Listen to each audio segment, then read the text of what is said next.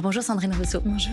Merci d'avoir accepté notre invitation. Vous êtes députée écologiste de Paris. Alors, on le voit, les consultations ont lieu toute la journée, tout le week-end, autour du nouveau Premier ministre François Bayrou. Est-ce que les écologistes ont été contactés? Est-ce que vous allez être consulté? Non, pas à ma connaissance. Pas à ma connaissance, mais je suis pas sûre. Mais vous souhaitez être consulté? Mais non, enfin, c'est un cirque. Ce qui est en train de se passer est vraiment un cirque. Enfin bon, déjà, je voudrais commencer par dire que là, il se passe quelque chose de très grave. C'est à Mayotte, il y a une alerte violette On en a parlé ce matin dans la matinale. Oui, enfin, ça veut dire que le réchauffement climatique est en train de vraiment mettre nos vies en danger. Et là, on est dans une France, dans une France dépassée, dans une France du passé.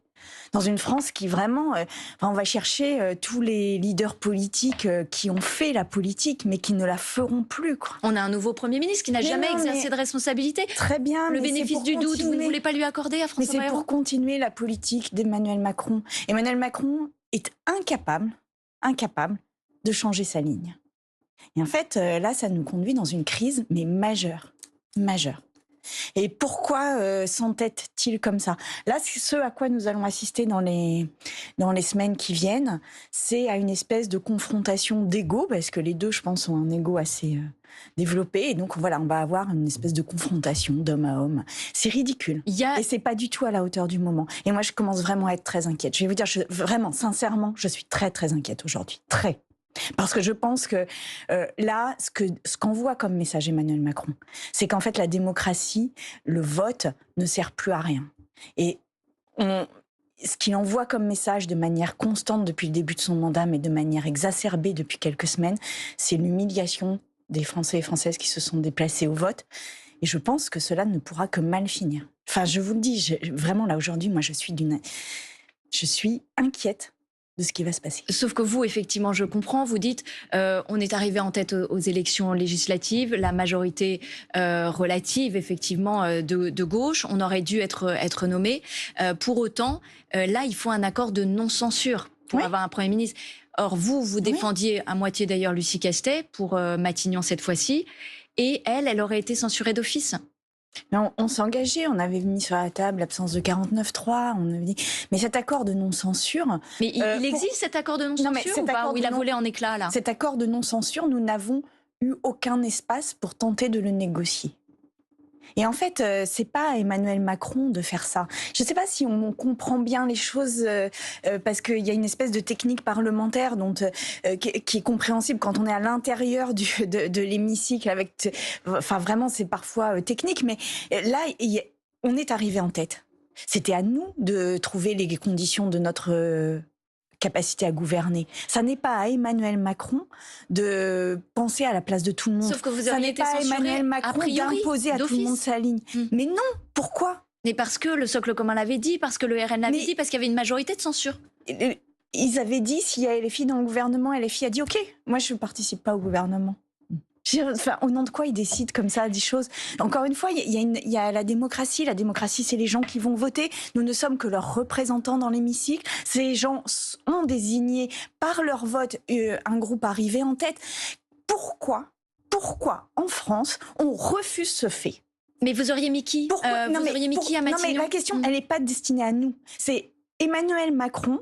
Pourquoi n'a-t-il jamais reconnu, dans aucune des paroles qu'il n'a posées depuis les élections législatives anticipées que lui-même a provoquées, pourquoi n'a-t-il pas dit jamais, nulle part, pas une seule phrase, pour dire que nous étions arrivés en tête?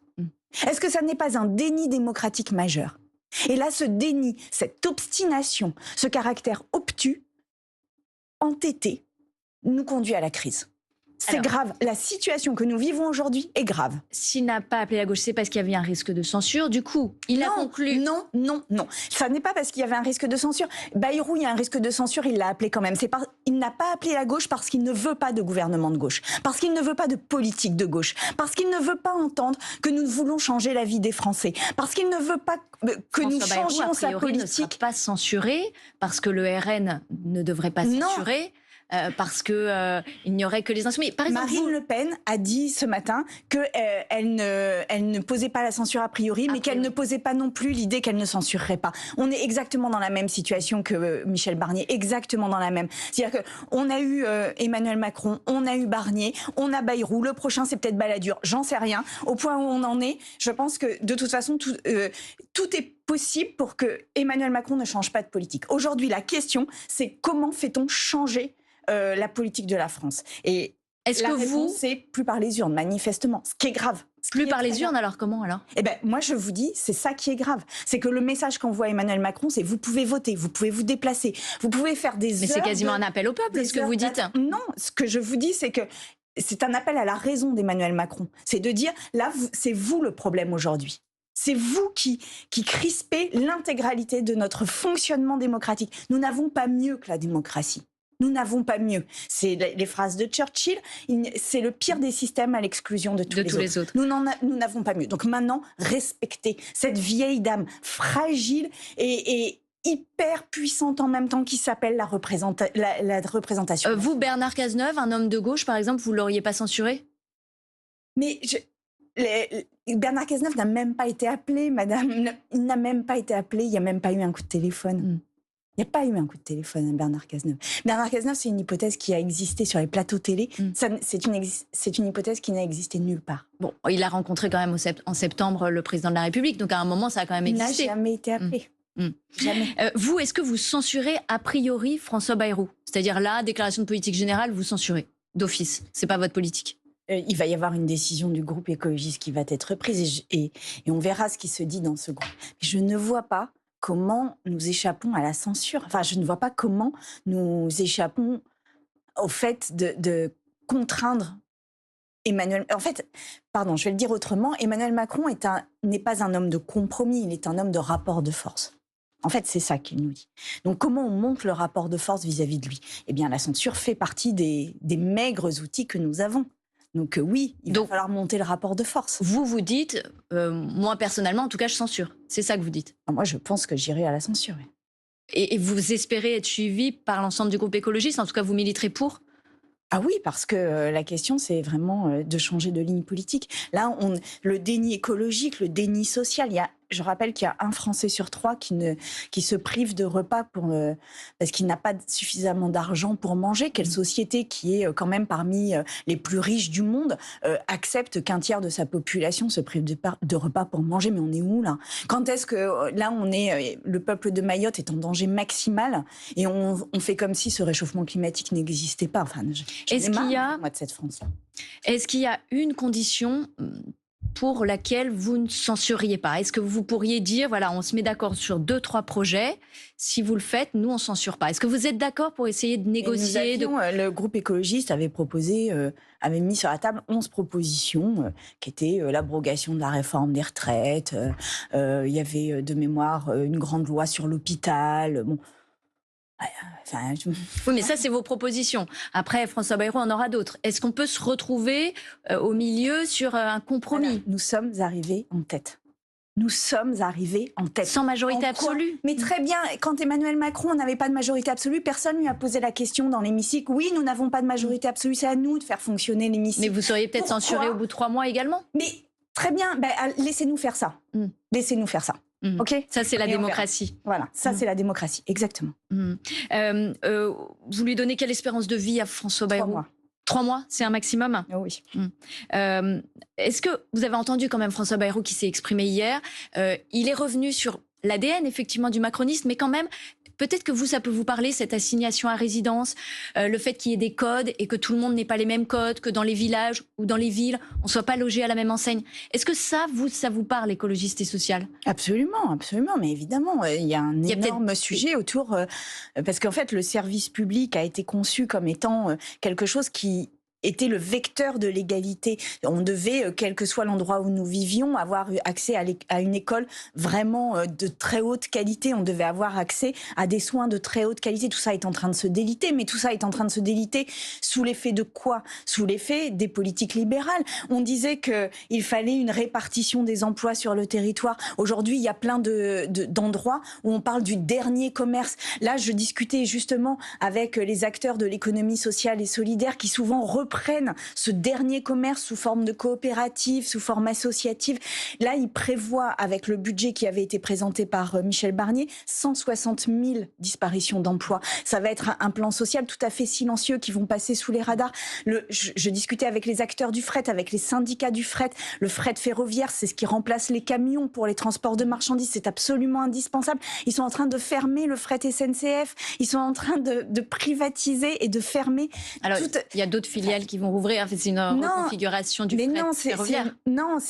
Ils ont scindé le fret ferroviaire public pour l'ouvrir à la concurrence et du coup le fermer à la fin. Donc vraiment, on n'est pas à la hauteur de l'enjeu. C'est une exigence de Bruxelles aussi. On n'est pas. Oui, alors ça c'est vrai, mais du coup, comment on met le rapport de force vis-à-vis de Bruxelles? Et on voit bien que la crise démocratique dans laquelle nous entraîne Emmanuel Macron, eh bien, nous affaiblit aussi à Bruxelles. On l'a vu avec l'accord avec les pays du Mercosur, où Van der Leyen a signé sans l'accord de la France, alors même que le Parlement avait voté contre cet accord.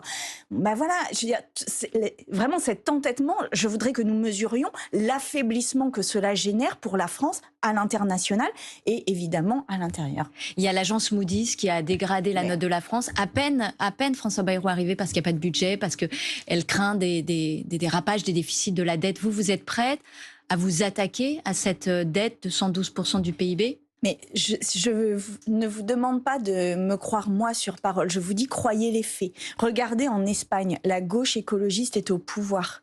Et l'Espagne ne s'est jamais mieux portée financièrement. Aujourd'hui, elle a des comptes qui sont plus sains que les nôtres. Elle a créé elle a stabilisé 1 million d'emplois qui sont passés de CDD à CDI. Elle a transformé des conditions de travail épouvantables à Uber en véritables contrats de travail. Elle a mis en place l'accès aux trains gratuits. Enfin, l'Espagne est en train d'exploser par une modernité de politique publique et nous sommes en train de nous enfoncer dans la France des années 60. Enfin, vraiment, ce président qui se présentait comme étant moderne aura été le plus rétrograde et le plus conservateur finalement, le plus passé, le plus avide de retourner dans le passé, le plus nostalgique d'une France des années 60. On vous sent désabusé, on a l'impression qu'il n'y a plus de solution. Je suis en colère.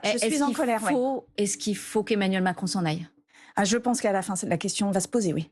De plus en plus, la question se pose. Oui. Vous demandez sa démission ou... Moi, je vais vous dire que je la demande ou que je la demande pas, ça ne changera strictement rien. Mais la crise dans laquelle il nous enfonce conduira forcément à un moment donné à poser la question de sa démission. Et ce sera lui qui sera face à son échec suprême, son échec final, qui sera de ne même plus être en capacité d'exercer le pouvoir. Alors François Bayrou, vous lui avez donné 3 mois, Emmanuel Macron, vous lui donnez combien de mois? Ça, on verra. On verra la colère des Français, mais je pense qu'elle est en train de monter de manière extrêmement forte. Il y a en attendant une loi spéciale à faire passer au Parlement pour qu'il y ait le prélèvement des impôts, le paiement des fonctionnaires. Vous la voterez ? Ah bah oui, bien sûr. On va voir comment elle est présentée, parce qu'il y a eu un débat en commission des finances que je n'ai pas pu suivre, parce que moi j'étais sur la commission d'enquête sur les violences sexuelles dans le cinéma et le monde du spectacle. Mais donc je vais voir comment elle arrive en hémicycle. Je vais étudier ça ce week-end. Mais je pense que de toute façon, nous ferons en sorte que la France fonctionne. Hein. Enfin, vraiment, nous ne sommes pas. Contrairement à l'image qui est donnée de nous, nous ne sommes pas dans le blocage, nous sommes dans le respect des Français. Ça n'est pas du tout la même chose. Et donc vous la voterez même s'il n'y a pas les amendements, s'ils sont jugés irrecevables, ceux qui permettent d'indexer. Il faut que je regarde ce week-end, mais a priori, de toute façon, on fera fonctionner la France. Et puis une question sur la fin de vie. François Bayrou est un chrétien démocrate, c'est la démocratie qui s'est opposé à la constitutionnalisation de l'IVG. Je le rappelle, dans la France, posons ça là.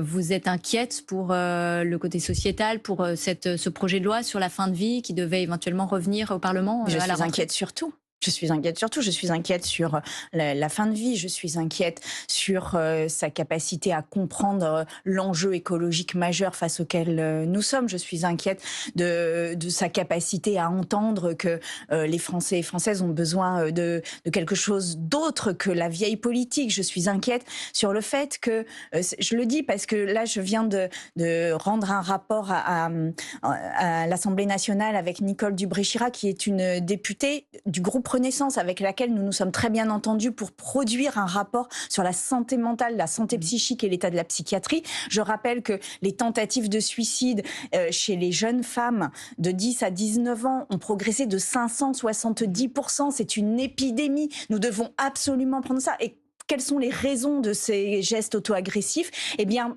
une des raisons, c'est l'incapacité de se projeter dans le futur, l'éco-anxiété, et on est en train de laisser notre jeunesse dépérir plutôt que de changer de politique. Mais quelle responsabilité! Quelle énorme responsabilité nous avons. Oui ou non, le NFP, il est mort ou il n'est pas mort? Ah, pas du tout. Pas du tout. Pas du tout. Merci à vous.